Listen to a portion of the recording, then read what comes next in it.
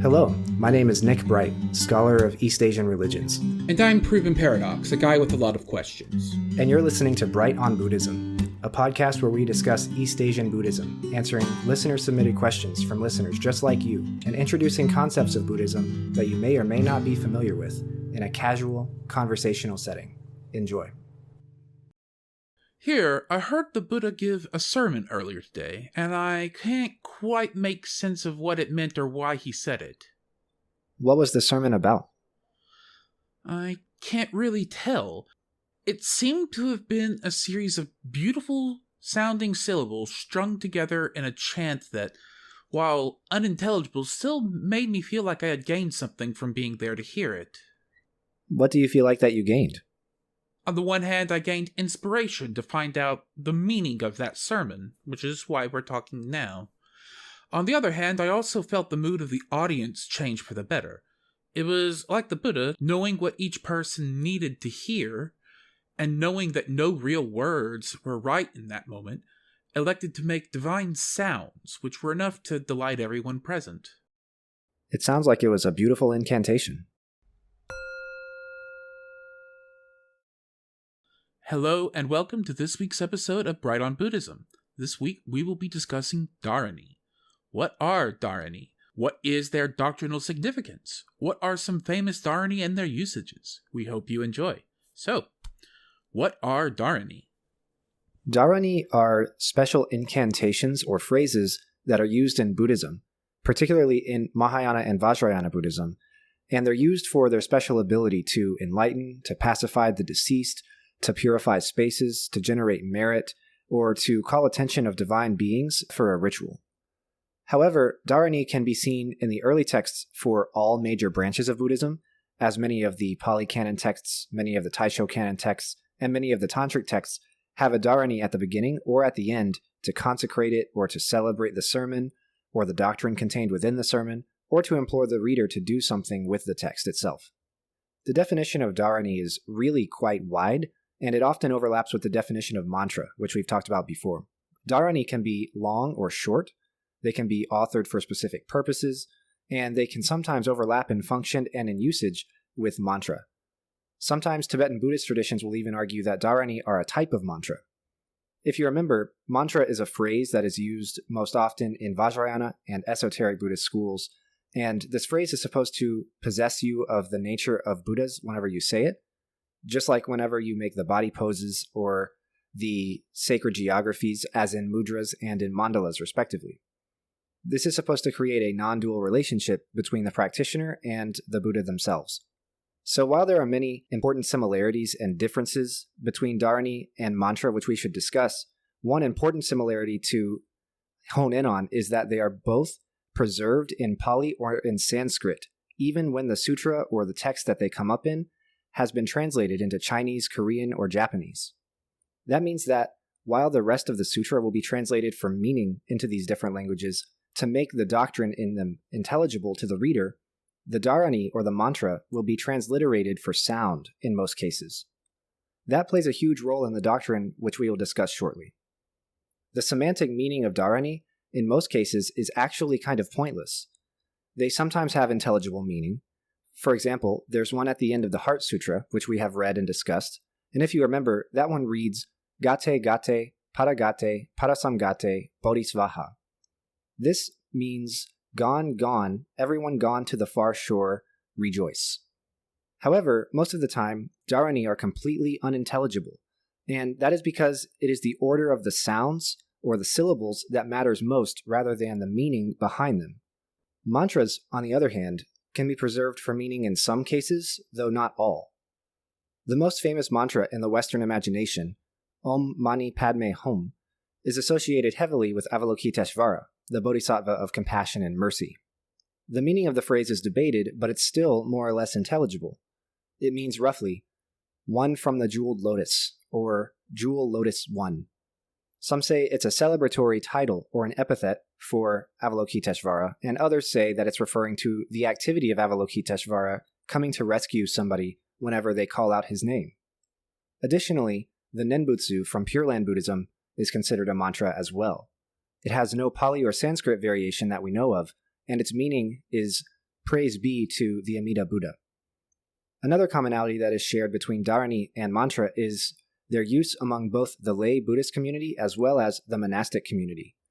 That is to say that in official temple rituals and in monastic meditative practice, dharani and mantra will be used, but they will also be used by the laity whenever they are purifying a space or whenever they're trying to accomplish some worldly function. We talked about how mantra are used to create a non-dual relationship between the practitioner and the Buddha, but for dharani, the purpose can sometimes be that, or it can be to pacify or clear out evil spirits, to heal, to increase the longevity of the person speaking it, to recover from poisons, to drive away pests, or even to remember some doctrine or teaching and remind oneself and whoever is listening of that doctrine or teaching. So the dividing line between mantra and dharani is just really cloudy, and so I'm trying to hone in on what the actual dividing line is, and we're talking about Buddhism. That's not a activity they would the Buddha would approve of, probably, but Right. For the sake of being able to understand this, what's the difference? The dividing line, is there one? And if so, what is it? Yeah, that's a good question. So we can start from the doctrinal usage, which is different from the significance that we'll get to in a minute. But the doctrinal usage for both is the same, but you'll see whenever we discuss how they are used that they can diverge, and we can kind of call one dharani and call the other mantra. So the doctrine that they both come from is obviously this doctrine we've talked about before in other episodes, that there are certain words and certain sounds that are more enlightening and create more merit than others. So there are words which are inherently dualistic and are insufficient for describing or even ascertaining or coming close to covering what enlightenment is or what reality is or how we should see the world around us. But there are those which are still insufficient but kind of pretty close, right? And so some of those words which are pretty close, some of those words which are helpful to ascertain that experience, these are some of the words that are strung together in mantra and in dharani. Now, one point where they diverge is that mantra are typically very short, and they can be spoken in a short amount of time, and they are something that can be remembered easily, and they're something that is often used, like we said, to remind the person of the teaching or to save oneself or to refer to or praise a particular Buddha or Bodhisattva or something like that. Dharani, on the other hand, they are a lot longer in some cases. We'll see in a minute how they are used as mnemonic devices for longer texts, which often is the reason why their meaning is somewhat unintelligible. And we'll also see that they have a wider range of functions than mantra do. That is to say, there are dharani, which are supposed to confer upon the speaker these special powers of remembrance, these special powers to drive away pests, to drive away pestilence, to drive away any sort of evil spirit. There's also dharani, which allow you to remember an entire sutra word for word, as long as you utter that dharani first. And these dharani also do not, as frequently as mantra, attempt to create a non-dual relationship between the speaker and the Buddha.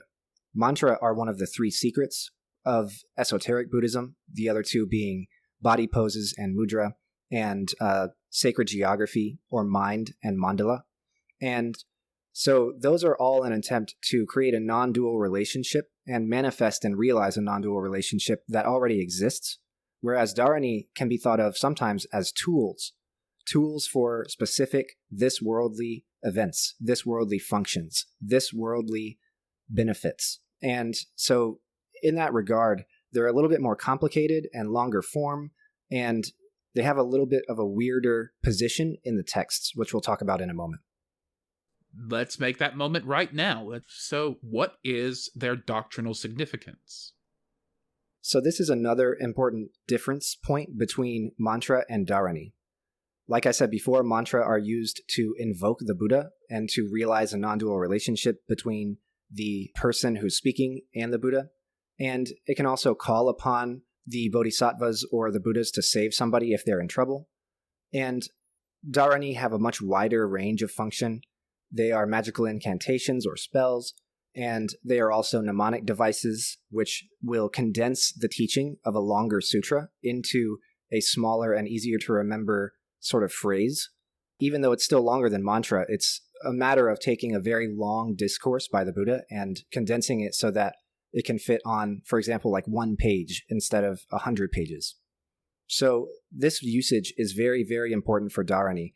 And oftentimes, whenever lay people are reciting a sutra or they attempt to recite a sutra that is long form like that, they might sometimes use a dharani instead just because it gets the same job done in a shorter amount of time. And it also is, like we said, a mnemonic device. So the meaning of it is very, very difficult to analyze and to discuss in any sort of productive way. Another point of their doctrinal significance is their nature as being these magic words which create the causes and conditions for something specific to happen in the world around us.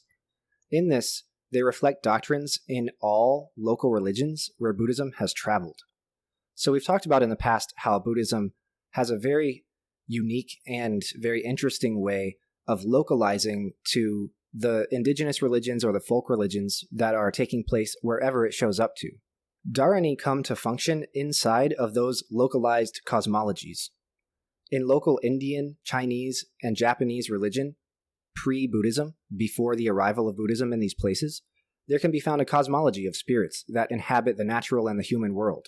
And dharani are understood as being the language and the sounds which human beings can learn and train in, which are necessary in order to be able to commune with these spirits and to accomplish the various functions that we've talked about before.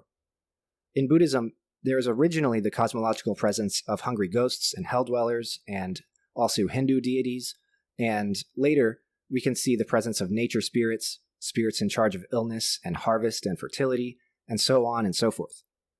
Buddhism's function in East Asia then comes to be closely related to subsuming this local cosmology under a divine Buddhist order. And those people who use dharani, they are making use of one of the means of doing this kind of subsuming of this cosmology and taking control and imposing order on this cosmology. So those who are trained in these dharani are able to do this communication, and they're able to enlighten these local deities and thus preserve the prosperity of the nation in which this comes up, or preserve the health and wellness of the people, and so on and so forth. It's also important that we understand that dharani function when written as well as when they are spoken. That means that there have been ritual implements, lockets, statues, and other adornments, be they personal and small, or also large and set out at a temple in a public place, wherein dharani have been written for the purpose of protection, good fortune, and things like that. I should also mention that dharani have this very specific memory aid function. They are used to remind the user and whoever is hearing them or reading them of the Dharma, and they hold it close as they proceed through the world of samsara. To that end, many dharani are much longer than their mantra counterparts, like we said, because they are like sermons that have been condensed into mnemonic devices, which are usually longer than one sentence, but maybe shorter than an entire sutra. What are some famous dharani and their usages? The dependent origination dharani, or the Ye Dharma Hetu, is one of the most widely used and also most ancient dharani, and it reads, quote, Ye Dharma Hetu Pravava Hetum Tesam Tatagato Hyavatat Tesam Kayo Niroda Evamvadi Maha Shramana, end quote. This is a shortened version of the sequence of the 12 links of dependent origination, or pratitya samutpada, that we've discussed before. This is recited as a reminder of the doctrine, and for other purposes as well that we've talked about with regards to this worldly benefits. This one has a specific power with regards to understanding causality, and with regards to enlightening somebody or something in this moment. So if you want to say something to somebody that is delightful and is short and is easy to remember and refers to a much more complicated doctrine that they can meditate on, then this is one thing that you could say. The meaning of this is completely lost on me, and also, to be completely honest, the pronunciation is as well, just because I can't read Pali or Sanskrit, and it is very difficult, especially with all the diacritical marks, even in the Roman transliteration. However, this is, like I said, less important than the sounds themselves. The meaning refers to dharma and to causation and to nirodha or cessation and to the tathagata and so on. But the importance of it is specifically in those sounds.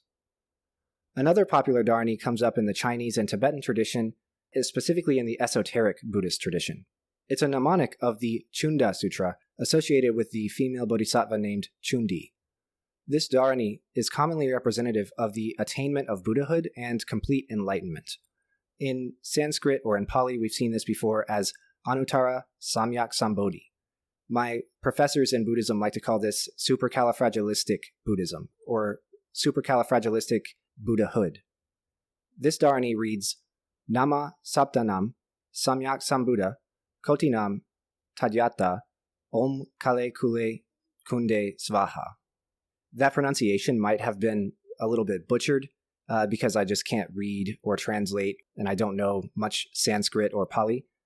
But I do know that the meaning of this one is celebratory, venerative, and it's also teaching. It's teaching about complete and absolute Buddhahood in the sense of this Samyak Sambuddha part. But ultimately, it's really unable to be properly parsed grammatically. There's a lot of conflicting translations out there, and they look very different compared to like the translations that we have for Om Mani Padme Hum. Those all kind of center on the jewel and the lotus and the character in the jeweled lotus or coming from the jeweled lotus. This one refers to the absolute Buddhahood of Chundi, and it venerates and respects and celebrates that, but the sentence itself is not grammatically correct and is not really intelligible to Western scholars. So other than these two that I've just mentioned, dharani are usually a bit too long to read and discuss, especially for this one episode, and they're often regarded as being their own genre of Buddhist literature. They often don't even have to be authored by the disciples of the Buddha, and they sometimes are not even attributed to the Buddha himself. Dharani are some of the oldest printed texts on earth as well.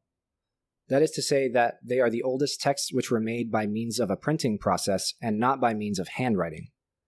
The suspected oldest printed text in the world is called the Hyakumanto Dharani, or the 1 Million Tower Dharani.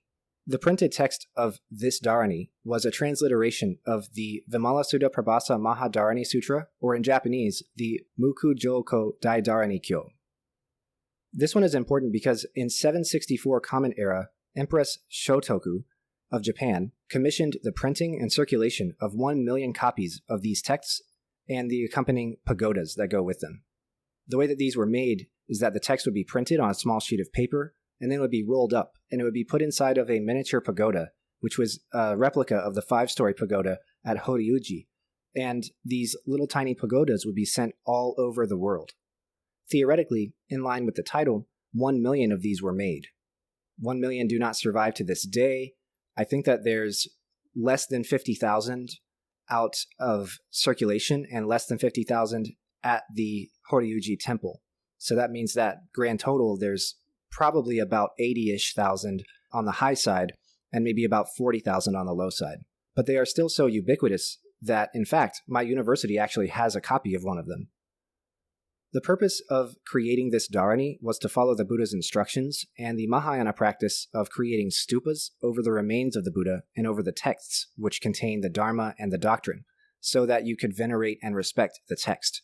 This plays into this idea that the Mahayana doctrine is actually the cult of the book, because these sacred texts are treated as relics in a lot of cases.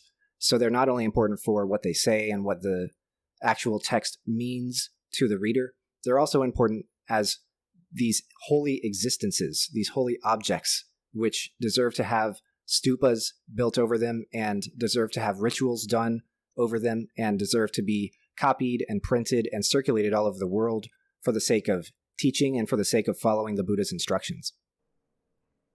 We hope you have enjoyed this week's episode on Dharani. Join us next time where we will discuss the Tripitaka. What is the Tripitaka? What are its contents? What are the differences between the 3 baskets? We hope to see you there. Thank you for listening. See you next time. Thank you for listening. My name is Nick Bright, scholar of East Asian religions and the voice of Hearer. And I'm Docs, editor, question asker, and voice of Herman. And this has been Bright on Buddhism. Thank you for listening. If you like our podcast, or if you have a question you'd like us to discuss, we'd love to hear from you. Please consider leaving a comment or review, subscribing, or joining us on social media. Email us at bright.on.buddhism@gmail.com or tweet us at brightbuddhism. As always, citations and resources for this episode can be found in the show notes. Thank you.